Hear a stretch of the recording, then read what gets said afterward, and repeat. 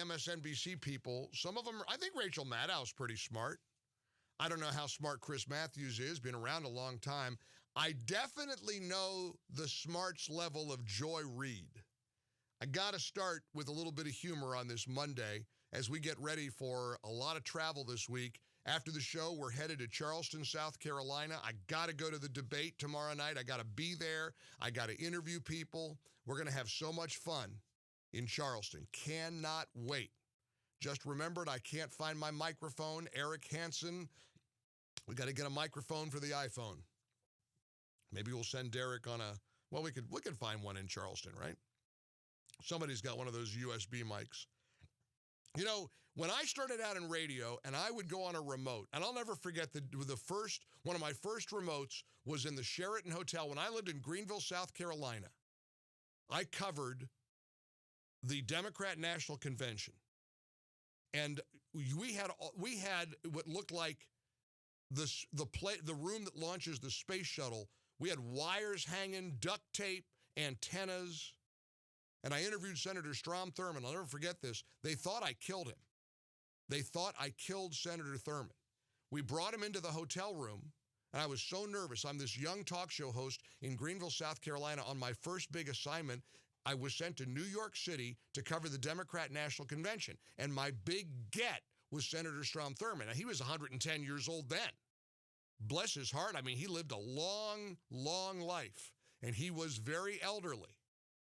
And so he shuffles into the hotel room, and we had these sportscasters. This is back in the day. We had these old, clunky sportscasters, headphones with a microphone attached. Remember like Howard Cosell used to wear on Monday Night Football? Big, clunky headphones and a big microphone, right? And Senator Thurmond had it on his head, and as I'm interviewing him in my hotel room, and this wasn't a suite. It was like the regular standard room at the Sheraton Hotel. And I can see the headphones are starting to slip slowly over his forehead. They're coming off of his head.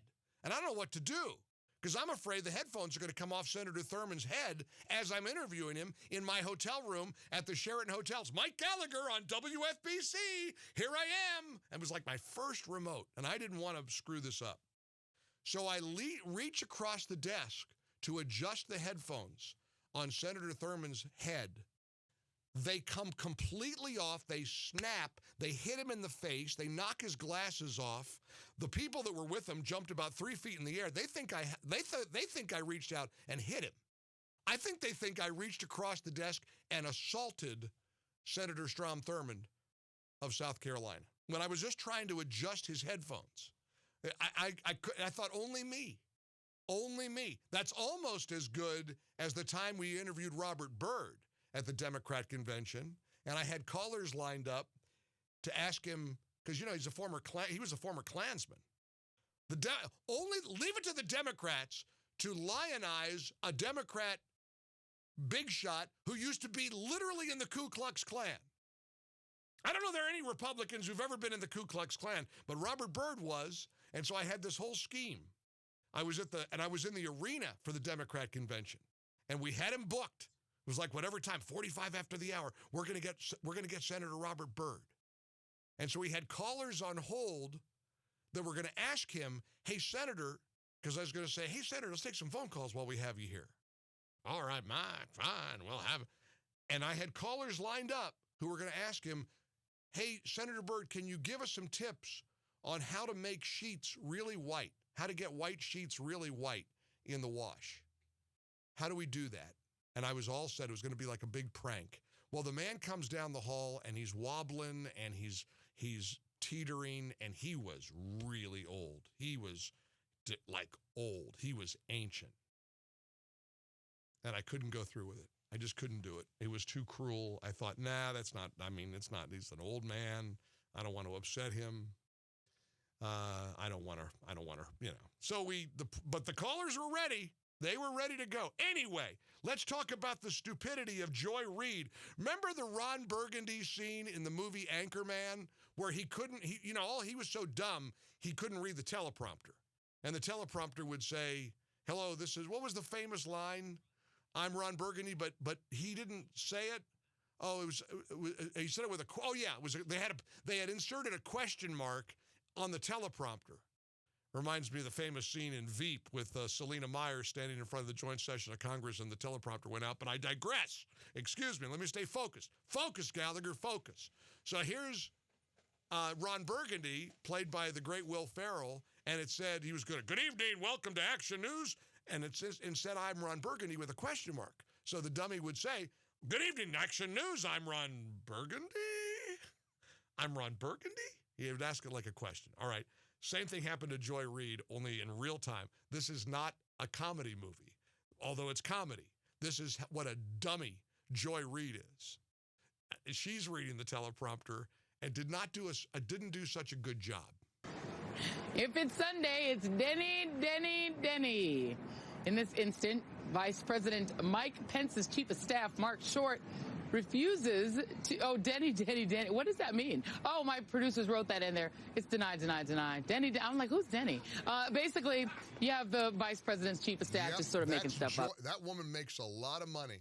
The teleprompter said, if it's Monday, it's deny, deny. That was to blast the White House. That dummy said, it's Denny Denny. She thinks it's Denny somebody. She thinks D-N-Y, D-E-N-Y, D-E-N-Y, D-E-N-Y is Denny, Denny. And she even asks herself, well, who's Denny? And they're yelling at her in her IFB, it's deny, deny, deny, you dumb bell. The heck's wrong with you? You can almost hear the producer. We got to play it again, Pavs. This actually happened on MSNBC. This is the lady who goes after Trump with the heat of 1,000 suns. She hates conservatives. She hates Trump. And she's got her own whole history of things she has said in the past that are not very pleasant about a lot of people. Here she is. I give you one more time to put a smile on your Monday face. Joy Reid, MSNBC, national anchor. If it's Sunday, it's Denny Denny Denny. In this instant, Vice President Mike Pence's chief of staff, Mark Short, refuses to, Denny Denny Denny. What does that mean? Oh, my producers wrote that in there. It's deny, deny, deny. Denny, I'm like, who's Denny? Basically, you have the vice president's chief of staff just sort of making stuff up. The New York Times reports that intelligence officials briefed lawmakers last week that Russia is once again, this is when you get a surprise script, attempting to interfere in our election to help Donald Trump win. Now, can you imagine the audacity of somebody who is so stupid that they would see the words Denny, Denny, they would actually say Denny, Denny, Denny on deny, deny, deny, and is mocking the vice president's chief of staff for making things up? Even over at Mediaite, they tried to give her cover by saying that it was a teleprompter error. That's not a teleprompter error. That's a Joy Reid error. I can guarantee you they didn't spell Denny, D-E-N-N-Y. But even if they did, you'd look at it and you'd say, well, it's not Denny, it's deny, deny, deny. Yep, that's Joy Reid. All right, 15 minutes past the hour here in the ReliefFactor.com studios.